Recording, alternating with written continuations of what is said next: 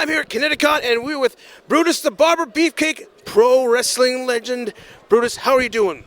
Hey, I have never been better in my life, brother. I am here live and in color. Look at those And the pythons. guns are 21 still. After all these years, 41 years in the wrestling business, baby. And I'm strutting and cutting every day. Now, you've been in WrestleManias, you've been in main events, you've been in everything. Tell me what's your most memorable moment, if you can. Brother, I've had 7,000 matches. So it's incomprehensible to have one.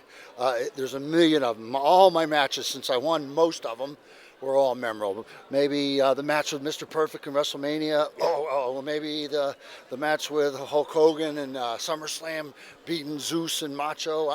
There's just too many we could go on for days. I know we can. Now, Brutus, while I have you, I know you're super busy. Now, what are you currently up to? I know you recently went on a trip and you were touring a bit, and you're still taking wrestling gigs. Now, what have you been up to? I'm retired from the ring this year. No more wrestling, but I'm still doing, still touring around, doing signings, trying to do as much charity work to get out there and help victims of cancer, work with the wounded warriors and our veterans out there, who put it all out for our country, and we're all grateful for that. And sign autographs, getting out, meeting the people, and trying to give back to all my fans. That's wonderful. You're certainly a crowd favorite. Now, is there any way your fans can connect with you? Go to BrutusBeefcake.com. Keep an eye out, because sometime this year we could be releasing the autobiography of Brutus the Barber Beefcake. No way. And that's going to be something to behold. That's awesome, man. From a little beefcake all the way to the present. Big beefcake. That's awesome. Now, you were in a lot of territories, WCCW, WCW, WWF, all that, in Florida. Now, you started with Hulk Hogan. You started with all these guys. Who are some of the guys that you remember the most that meant a lot to you? Well, geez, that's a tough question too. There's so many guys. There's so many guys that are not here anymore. Mr. Perfect. I had Mr. Perfect's first match in the business out in Oregon. Stan the Man Stasiak, the Junkyard Dog. There's just an endless Hawk from Legion of Doom. So close, good personal friend of mine. Bam Bam Bigelow, another close personal friend from the New Jersey area. There's just so many. It breaks my heart that they can't be here with us right now and signing and meeting the fans like I am. I'm very fortunate, and I thank God every day to be here and be healthy. Now, real quick, you had an amazing tag career and an amazing singles career. You've been against everyone, Russo Brothers, all them guys. Of course, you teamed with Greg the Hammer Valentine, all that. Now, you guys ever go against the Killer Bees? Yes, I did. We wrestled the Killer Bees many times. I know they weren't real happy about it. Brian Blair's a friend of mine, a good friend of mine. He was actually there the day I had an accident in 1990, the boating accident that nearly took my life. Brian was there that day and was one of the witnesses to that. And he's still a good friend, a close friend, and he lives in the vicinity of me, probably about 45 minutes away. And we talk pretty regular, and he's a good friend. Awesome. And we're going to keep strutting and cutting. We'll put your website up. Thank you so much, Brutus the Barber Beefcake. All right. You take care.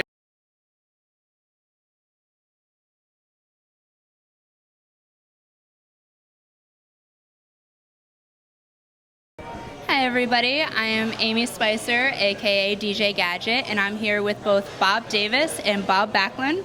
I have Bob Backlund, who is a WWE legend, and Bob Davis, who founded a very important organization called Sales Up for Cancer. I want to know what both of you think about the fundraiser we're doing tonight and cancer and research and... Listen, I think it's just absolutely fantastic. Chris, Amy here, Bob, the talent, all of the people that come out for an organization that I started 7 years ago, and it's grown exponentially, and I'm just over the moon with the whole damn thing. It's just absolutely fantastic. And I have to tell you, as this thing proceeds, I want to let you know where the money goes. The money that we raise goes directly to cancer patients. We have a fund specifically to help people. It doesn't get lost in some kind of large bureaucracy or big hospital. People can go on our website, salesupforcancer.org, see an application there if they're going through cancer. If they can't pay their bills, if they need help, if they need money, we'll do everything we can and we'll send them a check. And or we'll actually pay their bills for them. That sounds absolutely fantastic, and I thank you for all of your work. Bob Backlund, I want to know what it feels like to be part of this event. Oh, this man right here, Mr. Davis, started the company on his own to help people with cancer, and I love you for that. I respect you so much. Thank you. And we got the honor to work together here tonight and maybe put some more funds in the hands of your company. Well, let me just say one thing, or more than one thing, but it takes kicking cancer's ass twice, esophageal cancer and leukemia. Their history in my life, it takes something like that to know how blessed you are, and that it's probably your role in this planet to give back to those that may be less fortunate. Well, I think we have two legends here tonight, both fighting a fight.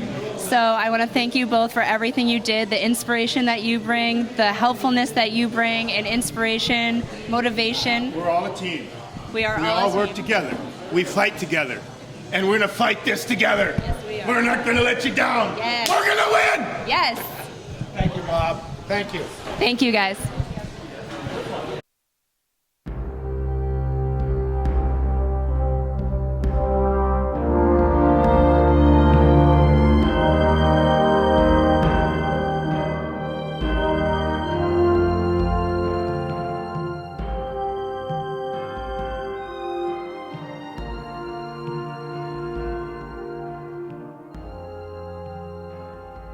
Please. This event was started as a memorial for Tegan Post, who passed away. We found an incredible organization called Sales Up for Cancer, and we're trying to raise money to help people who have cancer. Unfortunately, that is what Tegan passed away from, so we're just very excited that everybody's helping us out, and we're going to have a good time tonight.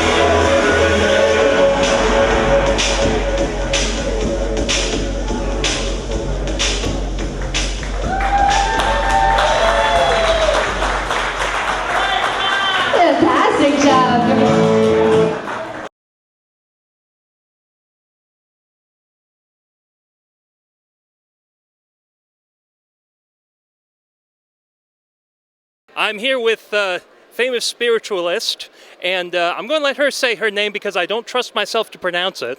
My name is Karosha Ona, and I'm the queen of the paranormal, and you can call me KO. Well, KO, I will definitely do that. Thanks. So, how long have you been involved in matters spiritual? Well, I would have to say paranormal-wise, whether it's spiritual matters or paranormal in all aspects, all my life.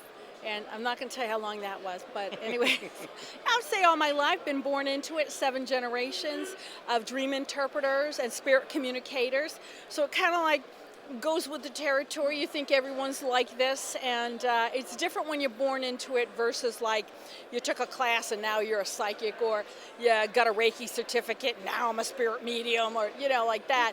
To be born into something so special, it's got such energy and such power. Plus, being here at Foxwoods is amazing. I'm Abenaki from Newport, Vermont as well. So my brother in here, the Mashantucket Pequot tribe, welcomed me, and I'm very happy. I'll be doing a blessing for them in the Algonquin language of Abenaki. Oh, well, that's fantastic. Yeah. So you say it goes back 7 generations. So this is something you learned from your mother, your grandmother? My mother skipped a generation, but my grandmother, my great-grandmother, and we call them like babcha, starababka, like that, and then on through generations. Awesome. Now, you've done a little bit of acting as well, haven't you? Yes, I have. I actually done a lot of acting. I did. I've been in paranormal shows, these were not acting. These were live-to-tape programs over 85 on broadcast TV, WNDS. I started CC Carroll in CC the Huntress episodes. I'm part of the Exorcist Legacy in Warner Brothers, which is hard to beat, with my work that I produced on the director's cut of the 40th anniversary of The Exorcist on Blu-ray DVD. Which I actually have, and is probably my favorite version. Good. Now you were talking a little bit before, something I actually didn't know about you. You do some animal rescue, you were saying. Yes, I do, and I work for a multitude of animal rescue organizations, or just people that need help with food to feed their animals. And even though they have clinics for like spay and neutering and rabies, some people just don't have that money. They may have enough for food, but they don't have it in their budget. So what I do when I'm here at Comic-Cons like this, I take a percentage of my money. So when I benefit, we all benefit, whether it's a food pantry, an animal shelter, or just to be able to help my neighbors in need, and that includes the animals. That's a beautiful thing. That's a beautiful thing that you do. Now, as obviously, when you help, we're talking about the dogs you have. You also work with any other animals, cats, anything more exotic than that? Oh yes, iguana, cats, horses. I have an equitation license. I've been riding since I was 2 years old. I've done blessings with the U.S. Cavalry in Connecticut. I believe it's in Avon, Connecticut. I went out there, did a wonderful blessing. It is the oldest active cavalry unit in the United States. Really? There, yes, and I did a blessing of the horses. And then also at Budweiser Brewery, which is now owned by InBev in Merrimack, New Hampshire, did a blessing with the Clydesdales. So I do a lot of work with animals too, all different kinds.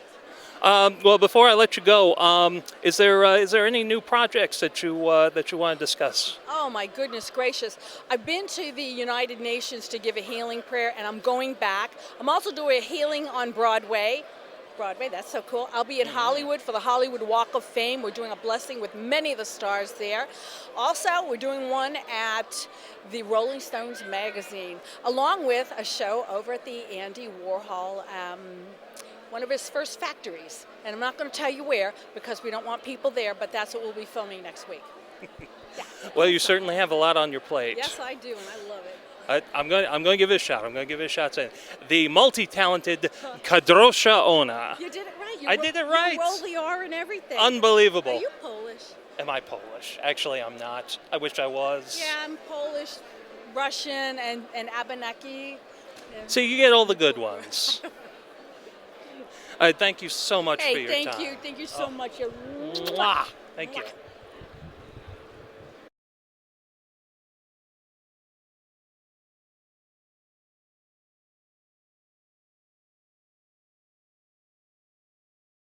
Ladies and gentlemen, this bout, one fall with a 10-minute time limit. Introducing first, from Florida, weighing 233 pounds, B. Brian Blair. His opponent, from Seattle, Washington, weighing 250 pounds, Greg the Hammer Valentine. Mr. Valentine with a decided sneer on his face, apparently not really appreciating the rather negative response that he achieved from this capacity crowd. I don't think Mr. Valentine appreciates really anything. He's got that sour look on his face most of the time. Vince, but nevertheless, he is a fine wrestler. He has a style all his own. He doesn't rush things. Beautiful drop toe hold. Yes, Brian Blair trying to reverse things and does indeed take Valentine down into the armbar now. A nice sit out into an armbar. Brian Blair, an excellent amateur wrestler from Tampa, St. Beautiful fireman's carry back on the arm and a head scissors and kick out by Brian Blair. Nice couple of moves in there by a couple of great wrestlers. Referee's position, and Brian Blair has the arm once again. He's got that wrist and that hand tied up. He's got full control of that arm right now. Two extraordinary pro wrestlers, and if ever there were an even match, certainly it would have to be here in this one. Blair continuing to apply pressure, going behind Mr. Valentine now. Both wrestlers with the same color tights. A little difficult to tell them apart from time to time. They're so intertwined. Valentine trying to get behind. Blair trying to stay with the armbar. Hooks it and gets to the rope, and that's no trouble. Nothing much either wrestler could do with either one of them. Oops. Wow. Beautiful body slam by. Well, it certainly was indeed. And up goes Valentine this time. Blair holds him up there and then slams him down to the canvas. And Blair and Valentine are really having a go at it. Valentine felt that, knocked the wind out of him, hurt his back momentarily. He's taking his time now, and Brian very cautious, careful not to rush things. Ooh, wow! Downstairs. Oh, look at this!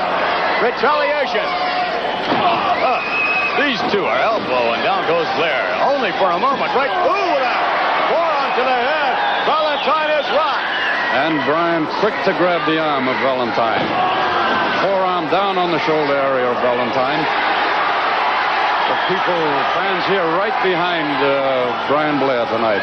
Hardly ever. And down to the canvas. Driving the knee down into the arm. Blair certainly knows how to follow through once he has an advantage. A very experienced wrestler is Brian Blair. Young wrestler, but nevertheless, he has the experience. And he's got all his weight there, right on that arm of Valentine. Valentine coming up.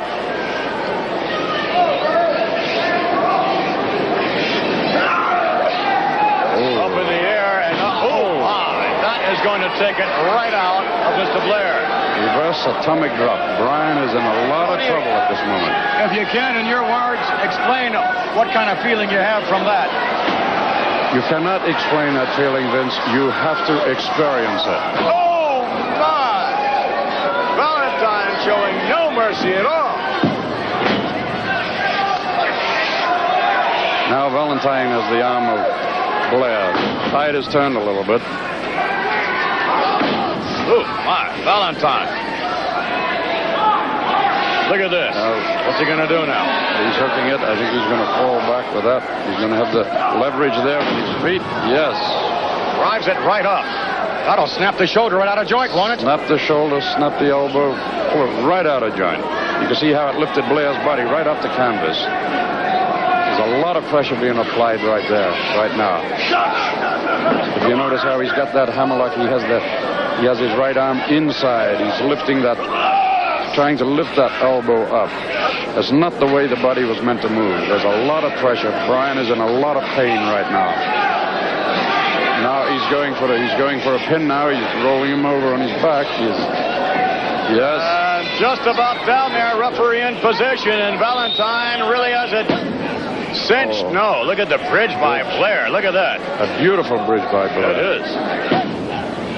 You can notice the blood is out of the arm of Blair already. There's a lot of pain there.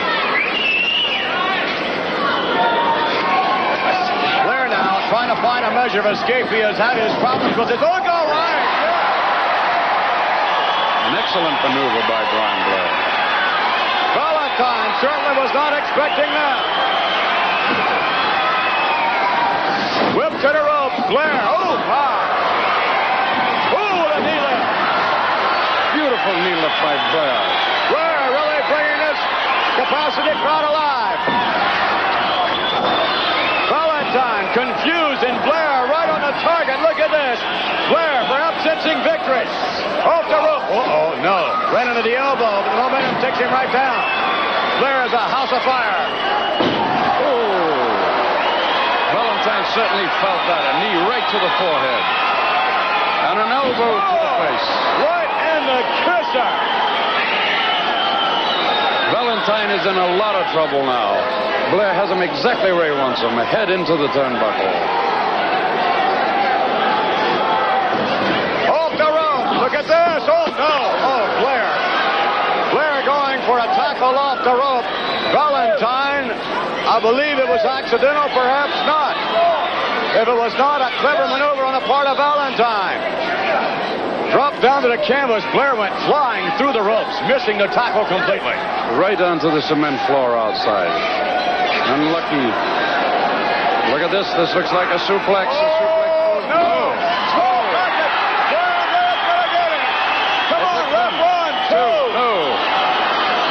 Wait a minute. Who's pinning? That's Valentine with a handful of takes.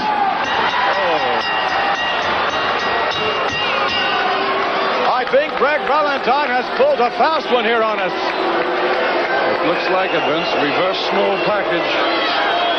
It's a difficult maneuver. Nevertheless, it was pulled off by Greg Valentine. Let's get the official decision. I'm not too sure who won. The winner of the match, Greg the Hammer Valentine. Greg the Hammer Valentine victorious as we take you back to what we saw here. The attempted suplex didn't work. Small package by Brian Blair. Now again, they become intertwined. There, Valentine able to kick out somewhat. And I think here, Tony Garea, yanking a handful of tights there, that was the additional leverage that Greg Valentine needed to pull off an upset victory over Beef.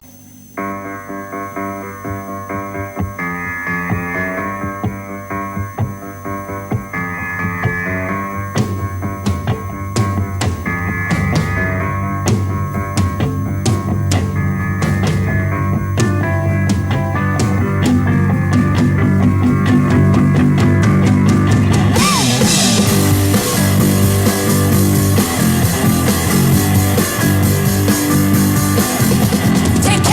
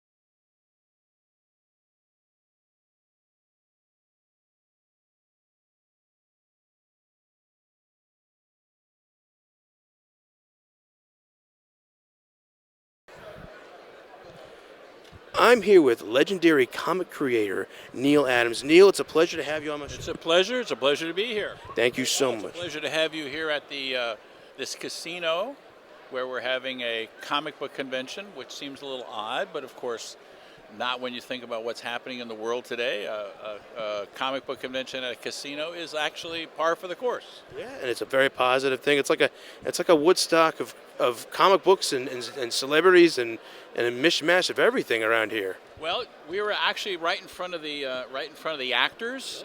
You've got Gil Gerard, who's over there, who played Buck Rogers. Yes. We've got Ivy Doom Kitty, who does a lot of cosplay stuff. We've got actors all over the place. We have comic book artists. We have comic book writers. We have Jim Shooter here, who is a gigantic figure in the field of comic books in more than one way. Yes, exactly. And pro wrestlers and everything else. Now, can I ask you a question? Now, how did you start with comic books? How did I start with comic books? Somebody gave me money, and I said, sure, I'll do it.